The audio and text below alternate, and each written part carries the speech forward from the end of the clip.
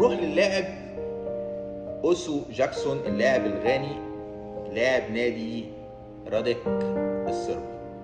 لاعب موهوب وسريع وبيلعب ناحية اليمين، مهاجم برجله الشمال.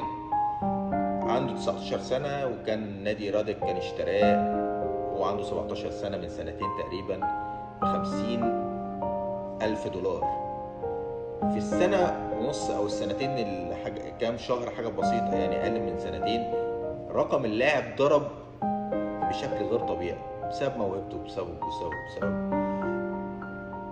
نادي الأهلي عرض على نادي راديك 1,200,000 دولار، ولكن نادي راديك رافض، عايز يعلي الرقم ده اكتر، واداره نادي الاهلي رافضه ده لانها يعني ولا دولار بعد كده على فوق الرقم ده. هو ده القيمه الصحيحه والمناسبه لله. فليه الاوفر في السعر؟ فنادي راديك رفض العرض المالي المقدم من النادي الاهلي لشراء اوسو جاكسون،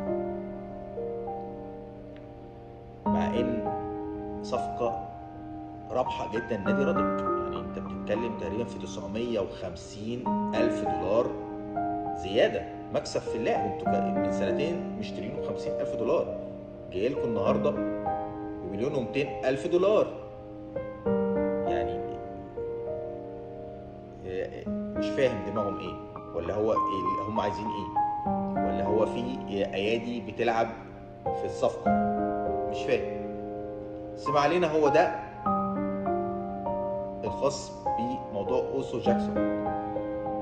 الاهلي مش حاطط في دماغه خالص الصفقه دي على حده، لان هو بيدور او بيفاوض كذا نادي دلوقتي من ضمنهم راديك، ولكن في ناديين تانيين برضو في نفس الجهه من القاره الاسيويه